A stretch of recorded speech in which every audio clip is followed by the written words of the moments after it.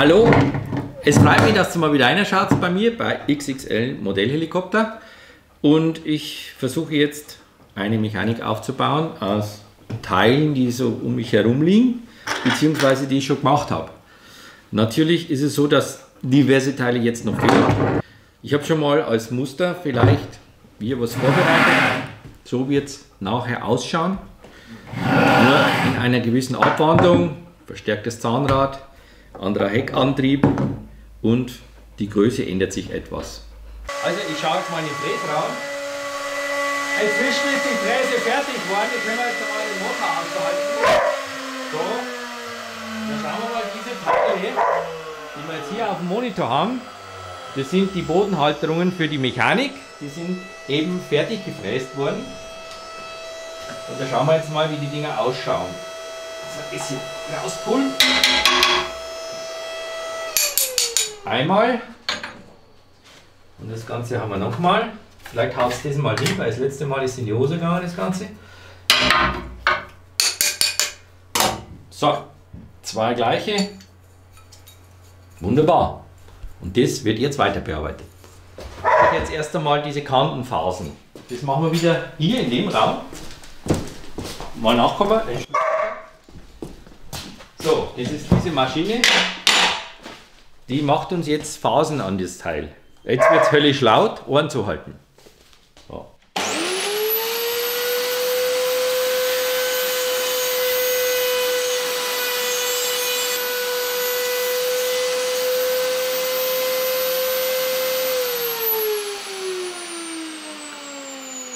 Also man sieht es,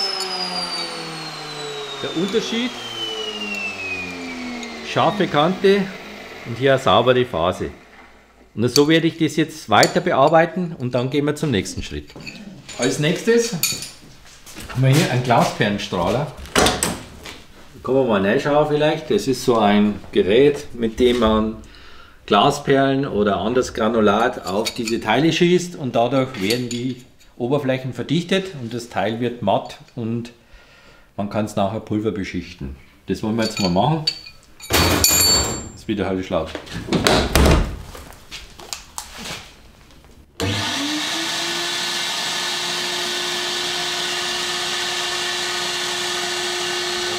Nicht sehen da drin, das ist verdunkel.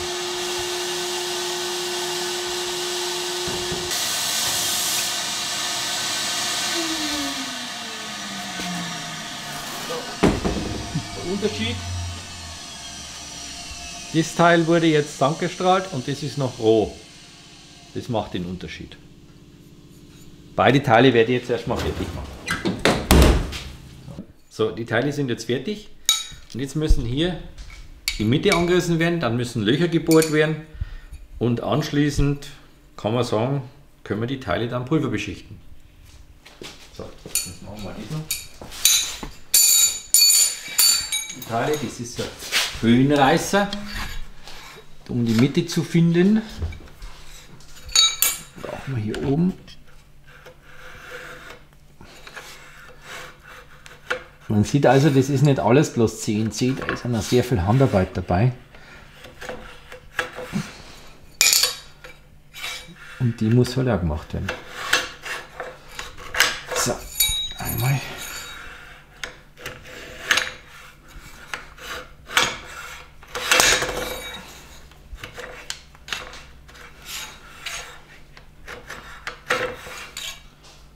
Damit ich die Mitte hundertprozentig habe, drehe ich das Teil immer wieder um, mache den Strich von zwei Seiten. Logischerweise ist dann die hundertprozentige Mittellinie, auch wenn jetzt die Einstellung hier nicht genau stimmen sollte, ist dann absolut zwischen diesen Linien. Das ist einfacher Tricks, funktioniert aber.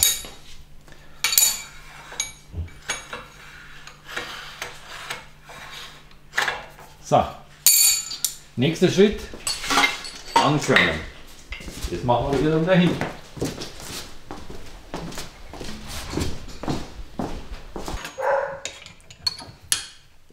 So.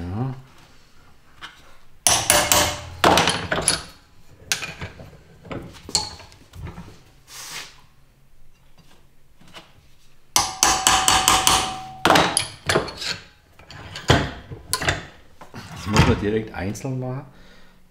Schraubstock nicht so plan spannt.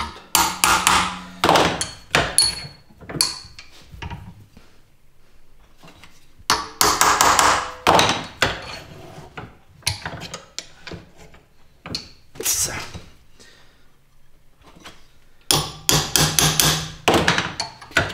Gut. Ja, dann brauchen wir die Löcher.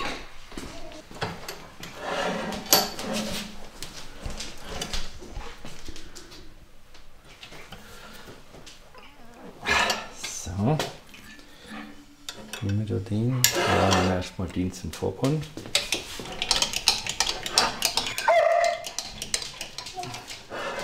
Check, halt die Klappe.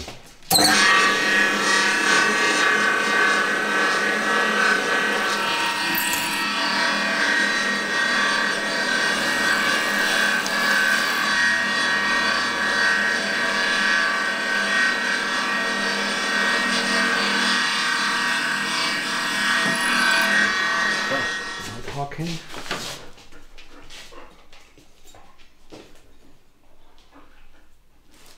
So, da rein.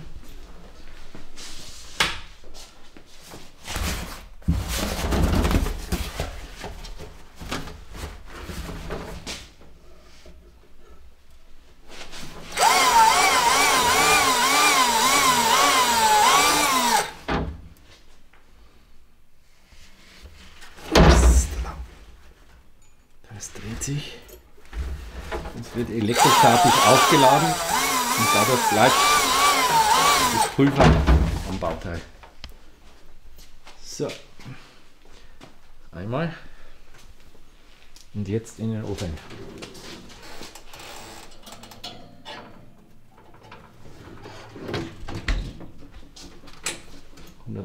Grad. So, und da haben wir die gleichen Platten nochmal. Da mache ich jetzt solche Befestigungen dran. So, damit man die Mechanik im Rumpf montieren kann auf diesen ebenen Flächen. Das Besondere ist, diese Flächen neigen die Mechanik schon 1,7 Grad in Flugrichtung. Also man kann praktisch die Spanten parallel waagrecht einbauen im Modell. Dann ist die Mechanik 1,7 Grad geneigt. Macht bei vielen Anwendungen Sinn. Muss aber nicht sein.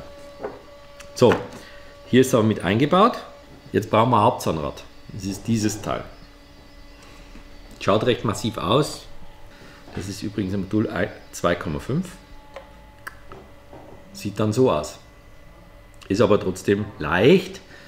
Wiederum durch Anwendung von Hightech-Material und dünnwandigem, jetzt in dem Fall Aluminium, das pulverbeschichtet worden ist. Der Zahnkranz ist aus Kunststoff. So, das Teil kommt hier unten rein. Und dann können wir hier zusammenschrauben. Und schon haben wir die erste Stufe montiert. Da kommt dann die Rotorwelle rein. Das ist jetzt nur symbolisch. So schaut es aus. Und oben haben wir dann ein Domlager. In dem Domlager sind 2 Kugellager verbaut mit einem großen Abstand. Das gibt eine bessere Führung. Und das ist der Grund, warum wir das machen. So, so würde das dann aussehen. Und um das Ganze zu komplettieren, haben wir hier solche Stützen.